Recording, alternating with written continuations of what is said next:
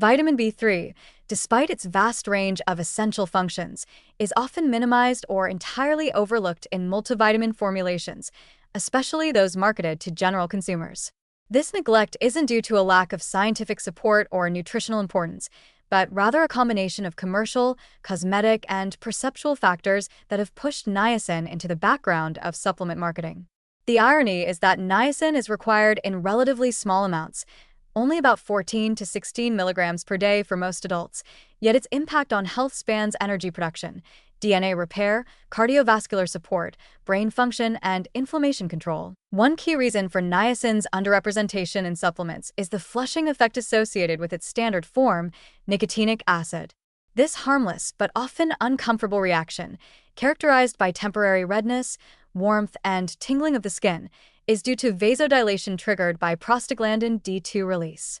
Although flushing isn't dangerous and typically resolves within an hour, it is widely misunderstood by consumers and frequently mistaken for an allergic reaction. In a marketplace that prioritizes ease of use and minimal side effects, this one reaction has unfairly tarnished niacin's image.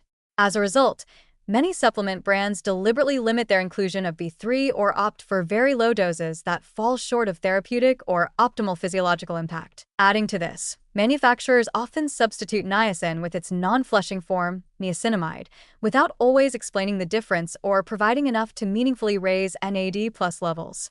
While niacinamide avoids the flush and still supports many metabolic pathways, it lacks the lipid-modifying benefits of nicotinic acid, such as cholesterol regulation.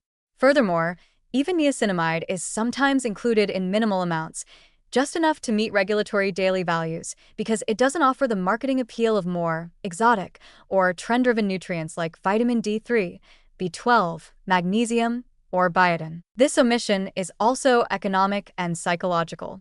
Consumers are more likely to buy multivitamins that highlight benefits they can easily associate with visible outcomes, such as glowing skin, biotin, immune support, vitamin C, zinc, or energy, B12. Niacin, by contrast, operates quietly in the background, affecting core cellular machinery rather than producing overt, short-term effects.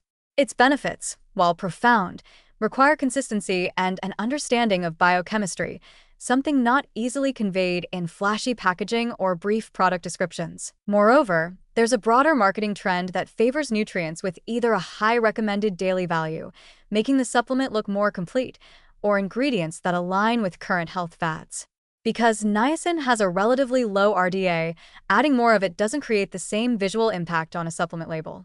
Instead, brands load their products with 1000% plus of other vitamins, like B6 or B12, because it suggests potency, even when excess is unnecessary or less critical.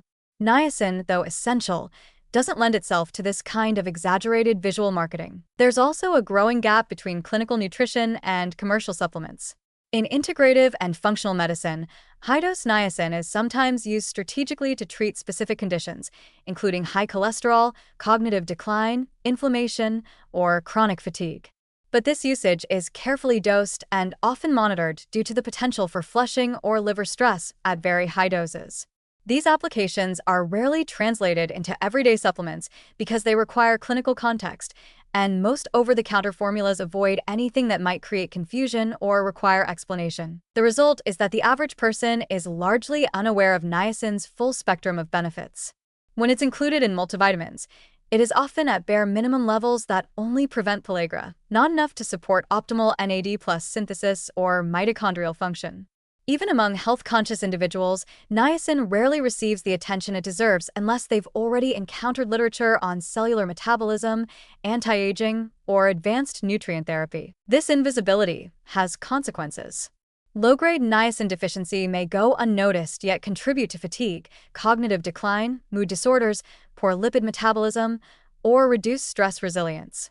In populations under chronic stress, those with high alcohol consumption, or individuals with high metabolic demands, such as athletes or those recovering from illness, niacin needs may be significantly higher.